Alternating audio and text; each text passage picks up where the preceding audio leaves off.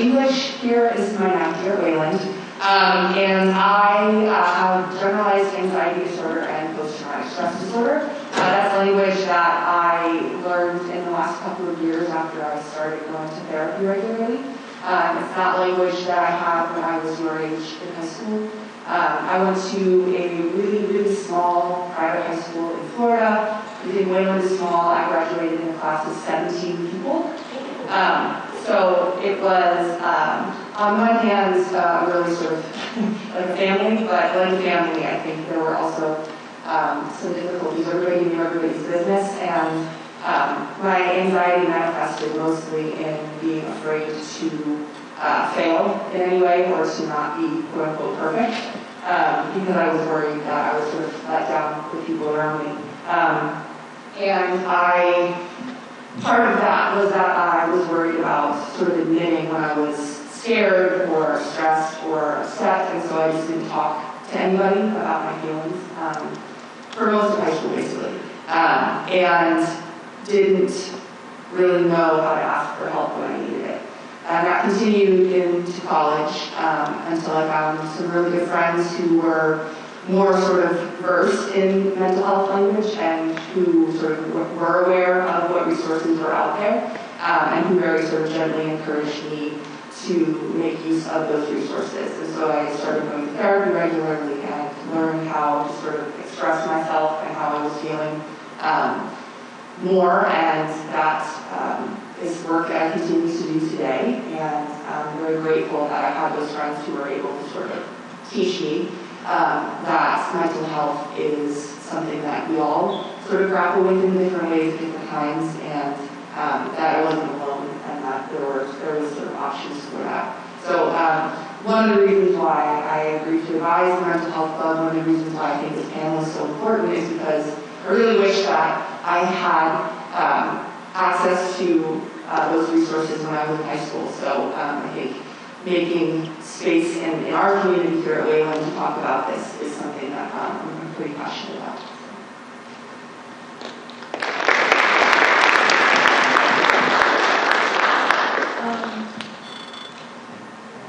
Next up we have Piper Cynthia.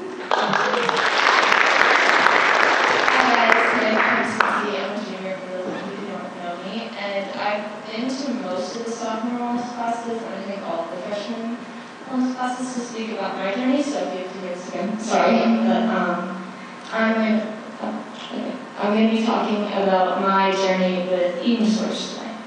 So, growing up, I lived in and still do live in a very food conscious family, and growing up, I didn't really have a normal relationship with food, and as I think most people don't. And so I would hear my parents sort of comment, not directly at my body, but when I was younger, I'd hear a lot of stuff like, oh, if you lost a couple pounds here and there, maybe this would go better for you. And so in middle school, I started to kind of feel like that's what I should do, so I started that. In middle school, I heard a lot of name calling, specifically towards me, about being the ugly or the fat friend in my group. And I still hear that stuff pretty often, even though I'm pretty open about this stuff, so it's still hard for me to, I guess, try and go through therapy. So I was put into therapy, I think, when I was 13 after my parents separated, and I went in there for anxiety, which I also have, and I also have depression. But I went in there mainly to go through my eating disorder, and then I got put into Boston Children's Their Eating Disorder Program, which for anyone who's struggling, I recommend it a lot. I went and they were able to help me find a therapist, and I was signed up to go to support groups, and I did, and it's helped me tremendously since then. And one thing that they did, which I don't think I would have been able to get access to if I hadn't gone, is medicine for this to help with my brain imbalance with chemicals. And so that really helps. And that's why I wanted to come speak today, because I think it's so important, because everyone knows someone who struggles with mental health, but not everyone knows that there are ways to help your friend or yourself. And that's why I think it's so important to talk about this stuff, because it helps to destigmatize it and to kind of normalize it. So, yeah.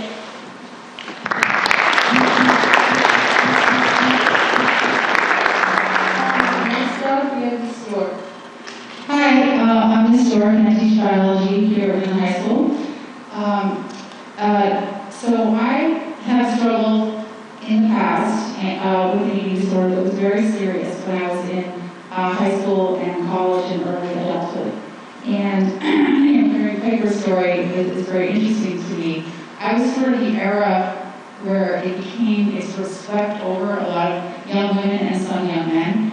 And when I was young, it was sort of, it was very bad advice given to everyone. Everybody was told that fat was bad, meaning fat in your food. And they started taking fat out of things and putting very simple carbohydrates in the food. For example, salad dressing, which you would think might have olive oil and vinegar in it. They would take out a lot of the oil and they would put in sugars to try to take the fat content out. And so I had a few friends who started dieting. I wasn't dieting, and to tell you how quickly this can take a hold of you, is that or any, I would say, body dysmorphic disorder of any sort. I was 14 and a half, and another girl in my school was anorexic, and I would see her, and I remember thinking, what's wrong with her?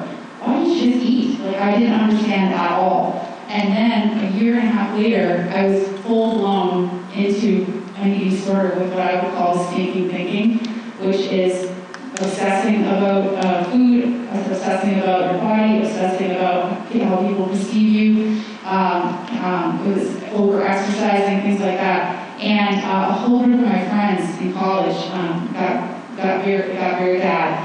And I do think some young women is a little catchy. So any kind of body dysmorphic disorder, I think it can be a little bit catchy, which means, yeah. So that's something to watch out for. But anyway, the taking out of the fat, so we started eating basically no fat. It became sort of this evil thing to eat any fat. And along with that, we sort of removed a lot of protein. And what happens is your brain, anyway, biology, your brain, your neurons are insulated by myelin sheaths, and those are made of fat. So you need to eat fat. And also, our bodies are highly evolved to know when your caloric intake of fat and protein go down, and it makes you very, very hungry. And so at the time that you're removing the fat, we were feeling this intense hunger that was terrifying. We felt like we would just stop eating and never stop. And so I think that nutritionally people are coming around to understand that we need to have good fats in our diet, and a good amount of protein, and maybe less of the sort of refined carbs. And that doesn't mean that you can't ever eat carbs. It means maybe make sure you're getting enough of the fat and enough of the protein. And that really has helped me a lot. I also went through, I had a good therapist, and I also had groups of people where we supported each other and we helped each other. I will say that another thing I want to say today is that today we have these amazing devices, and we see images of ourselves and of other people hundreds and thousands of times in a week, constantly. We're all very aware of how we look, and that, in terms of human history, is actually kind of rare. The camera was only really invented, I think it was around the Civil War, maybe 1840. And so people went through their lives. They had some mirrors. For a long time they didn't. But you had to be rich to have a really nice mirror. People went through their lives without really knowing how they looked. And so this body image that we have, where we're inundated with information about how we look, is very new, and I think our brains are having trouble coping with that. So that has sort of helped me to think about how we be a little easier on ourselves when we struggle with either body image or self-image or whatnot, because this is pretty intense.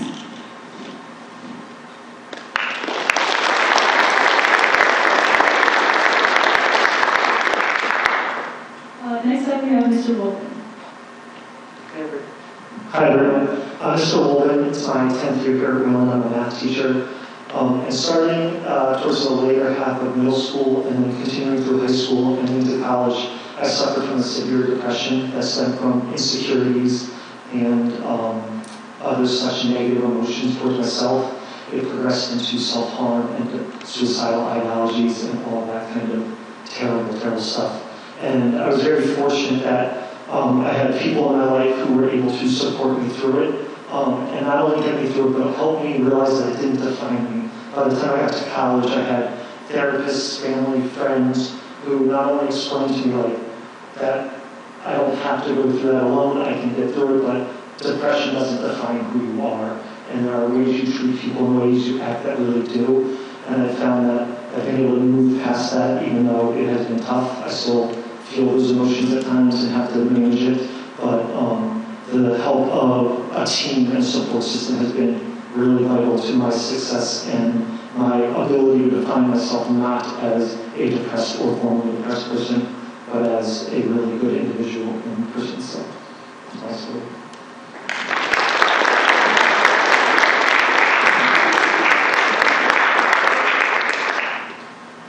Next up we have Ms. Downs.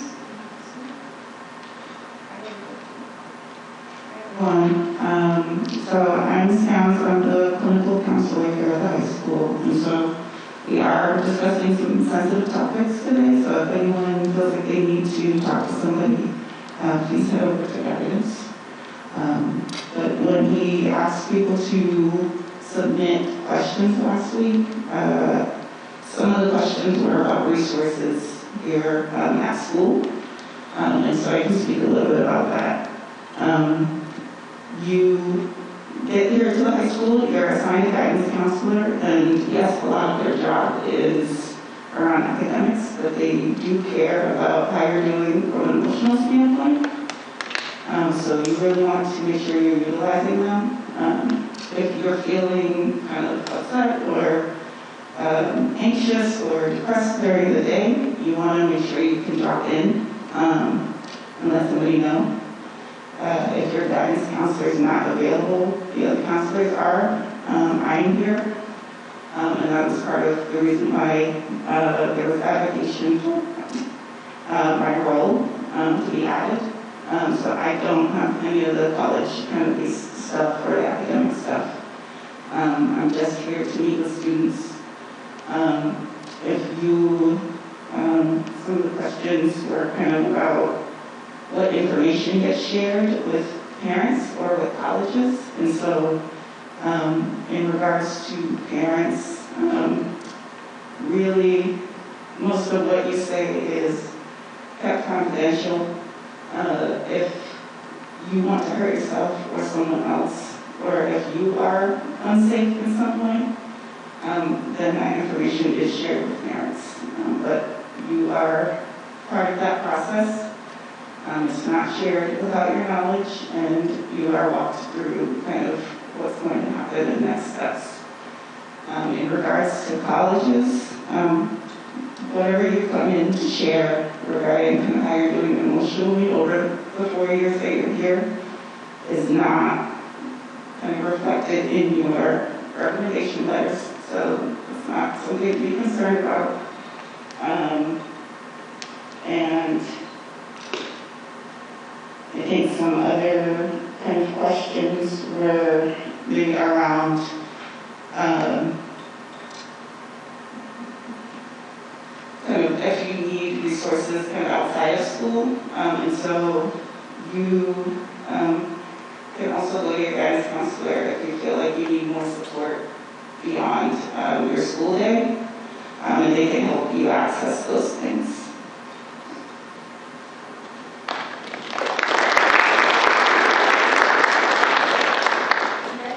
Next up, we have Jason, who is the Director of Wheeling Cares, here to share some outside resources. Hi, everybody. My name is Jason Perguski. I'm the Director of Wheeling Cares. My name is Jason Perguski. I'm the Director of Wheeling Cares and also Wheeling Youth and Family Services.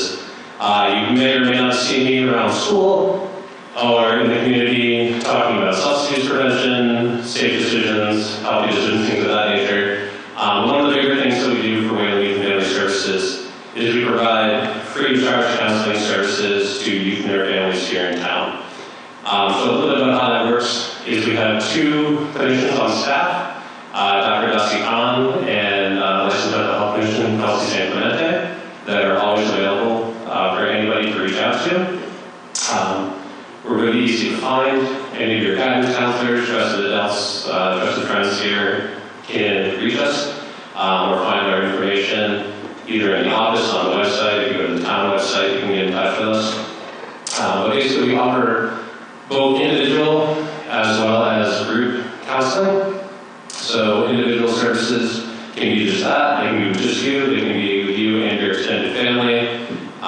As mentioned, everything is completely private and confidential. If for any reason you're struggling with anything as far as parents that necessarily don't believe in supporting mental health or don't feel that it's important for you to reach out, we are there for you. Please feel free to reach directly out to us and we can help you navigate that situation. In addition to individual services, we also do provide group services as mentioned. So here at high school, we have a wonderful group called Snack and Relax, which is just that, where you have the opportunity to pop by, have a snack, relax, talk to somebody if necessary, have the support of your peers, have the support of trained adults as well, all the way up to different social skills groups and group therapy sessions. In addition to the services that we directly offer, we do partner with a number of other resources in the community, directly here in Wayland and beyond. We have partnerships with Reach Beyond Domestic Violence, Lincoln, Sudbury, Hudson, Wayland, Domestic Violence Roundtable, Health and Human Resources, and Mental Health Foundation. The reason why I share all this with you is if for any reason you don't want to work with us or something that we can't necessarily accommodate, we definitely have other resources to help you with as well. One of the biggest things we just really want to pass on is that there's no problem too big or too small to ask for help with. If there's anything that you're struggling with, if there's anything that you feel you could benefit from talking to somebody with, always feel free to talk to that trusted adult, that trusted friend, and to reach out. We're happy to help you navigate that, even if it's just 1 or 2 simple sessions, or if it's ongoing care. There's no shame whatsoever, and anybody you can benefit from having somebody to talk to. Thank you.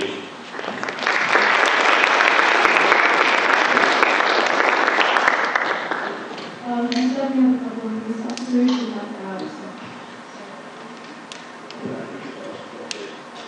They can introduce themselves.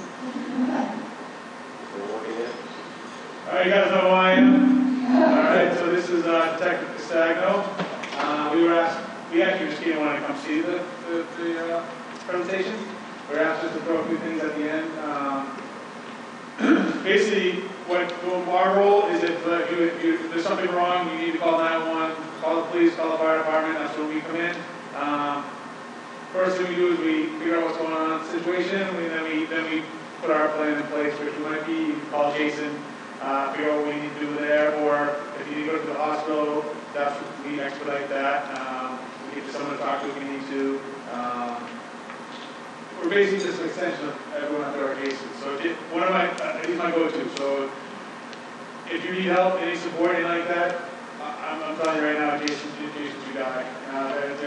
Youth and Family is a great resource. Use it, you need it, and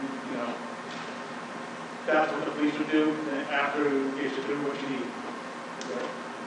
From the mental health standpoint, we have a lot of training that we go to annually. De-Escalation Training, really working on our patients and working on how to help and better suit all of you. So again, if it's something that you need from the law enforcement standpoint, you have a question, you can reach out to either me, Shane, or any officer that you're comfortable with. But again, we are a resource, we are here to help, and if anything you guys need, reach out to us. We work every all those domestic violence, all of we do all the same stuff that Jason does. We're usually the first step, and then we move on from there.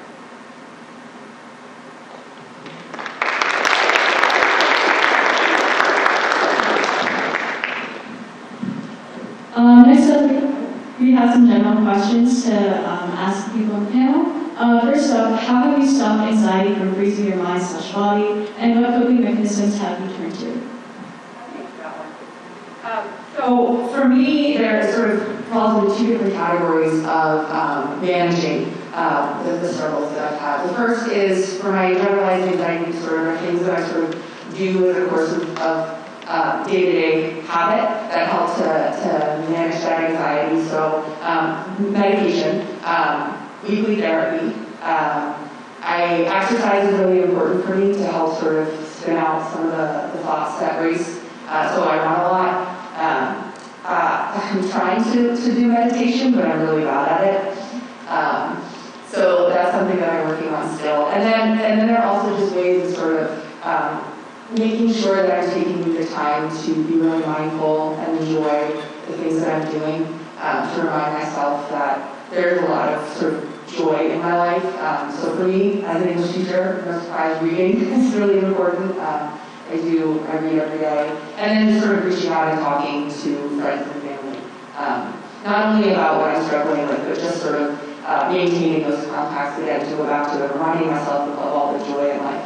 And then for my PTSD, that's more sort of situational. And when it's triggered, there are things that I have learned to do to sort of calm myself down, talk myself down, do breathing exercises. There's something called grounding, where you basically you take your shoes off and you put your feet on the ground and you just sort of remind yourself to be in your body. So that's another tactic that I use sometimes when that gets triggered. But I think the most important thing really is just continuing to reach out and not to sort of isolate myself, because that's when things can go south. So I think just staying connected, being communicative, that's the most important thing for me. How can you help a friend if they're struggling, and how can you make sure that their trauma doesn't become your own?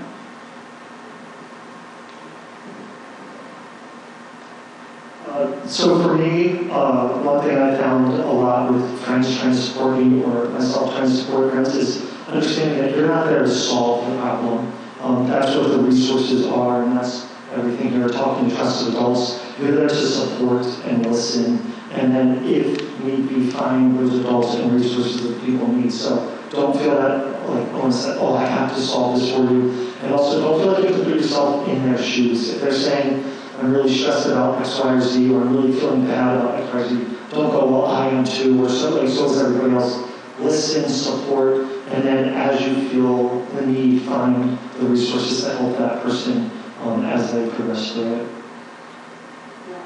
The most important thing that you can do as a friend is listening, right? Just telling someone that you hear them and you see them it seems like a small thing, but it's so important. I wanted to echo that because although I've been healed from this for many, many years, I lost both my parents a few years ago. It was very intense and very sad. And sometimes friends would come and I was just mourning, and they would just sit and be with me. And we wouldn't even talk, they would just be with me because I didn't want to be by myself. I have a wonderful husband and family, but sometimes you just need a different friend to just be there, just to sit with you. And it's incredibly helpful.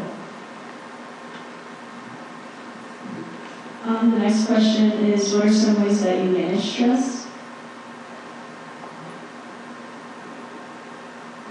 So what I do a lot of the time is, I have a couple different things I do, but for me, music and painting are two things that really help, because I like those, but it also just is something that helps to take my mind off of what is bothering me. And I also like to exercise a lot because it releases a lot of endorphins, and it just, like I said, it helps take my mind off of anything that's bothering me. Something else that I like, I'm with Piper, I like to find things that I enjoy, like music or basketball or jigsaw puzzles and such. But one thing a therapist introduced to me, because my stress and anxiety and depression would cause me to shut down, something that they refer to as enjoyably productive distractions. And so this is how I got into doing a lot of puzzles, was if I was really stressed out about schoolwork or something and I felt like I was going to shut down, just take 30 minutes to do something that was meaningless but was productive. So at the end of it, I did this puzzle, or I read that chapter of a pleasurable book, or I watched a TV show, or I shot, and then get into something that you need to get done for, again, a small amount of time. So again, at the end, you were productive, and you could build that confidence of I was able to accomplish something despite feeling the way I was, and help relieve that stress over time. as I started to learn that I was accomplishing stuff and not shutting down. Just to echo all of that, find those little moments of joy, the things you're passionate about, that bring you that happiness is huge. But the other thing I like to look at as well is to break things down into bite-sized pieces. So if you're making lists, if you're taking on all these obligations that are causing you stress, don't look at it as a whole. Look at it as little tiny chunks that you can achieve. If you have to do the dishes, don't worry about a single of the dishes. Go do a dish on one, and then move on and come back to it. If it's an assignment, break it down to reading a page versus a chapter. Give yourself a break, come back to it. You don't have to tackle everything at once. You can do things in little bites, and you'll still make more progress. How can we break the stigma around mental health? I mean, I think this, right? Like this is, I think, a great first step for our school to just have an open conversation about mental health, to acknowledge that it takes all shapes and forms, but it touches all of us in some way, and that it's not a failure or a defining characteristic, right? It's just a fact among many facts, and so yeah, I think we should just keep talking about this. Like Mr. Karen said, having more teachers, but also students who are willing to talk about their mental health journey, which I know is something that's really scary, and for me, if you can tell, I was very nervous to come do this, even though I talk about my journey a lot. We're nervous too. Yeah. But I think it helps a lot of people out there, and also recognizing that even I went through a period of time where I wasn't believed by a lot of people, especially my parents, that I was struggling with an eating disorder because I don't look like someone who has an eating disorder, even though that shouldn't exist. And the same thing goes for depression. Like, a lot of people didn't believe me with that, or anxiety, because I think most people know what the stereotype is for those. But yeah, so I think we can break this stigma by talking about this stuff a lot, and by recognizing that therapy is important and something that helps a lot of people. So. How do we recognize when stress becomes something that needs help?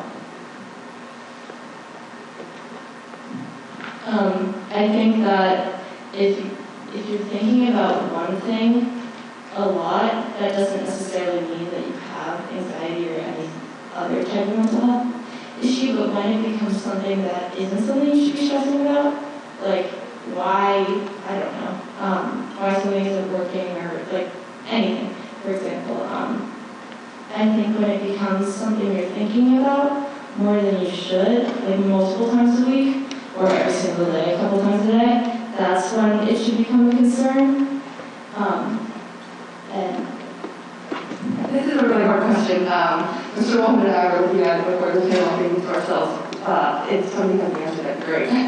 I think for me, this, again, it sounds like I'm playing broken record, but it's so important. I think this is one of the reasons why talking to people about how you're feeling is so key, because it can be really difficult to decide for yourself when something has sort of crossed a line. And so to have people around you who can help you to recognize that is really important in those moments when you can't do it yourself. So just like maintaining those lines of communication such that if it ever gets to that point, you have people who are there to sort of say, hey, you seem like you're struggling a little bit more than usual. What can I do? How can I help you? Yeah, I think just to piggyback on that idea is that all stress, even like minor stress, can be like supported through a conversation, or you can benefit from it.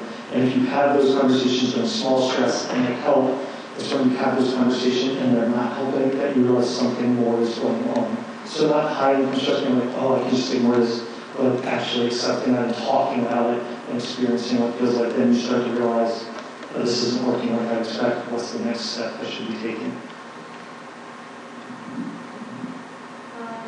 How common is mental health, like issues and disorders? I would go on the limb and say that it's very common in the sense that everybody can benefit from having somebody to talk to and having that open form of communication and having assistance. Also, to piggyback on the stress topic, when things that you're thinking about or they're weighing you down, whether it be through stress or anxiety or anything, starting to impact other areas of your life beyond what you're actually stressed about is a huge indicator that it would be really beneficial to have a conversation, get some assistance, break that down, figure out how you can work around it. But in all honesty, everybody can benefit from having somebody to talk to, so it's very happy. Who should you go to in the school when you do need help, and what exactly does the school do?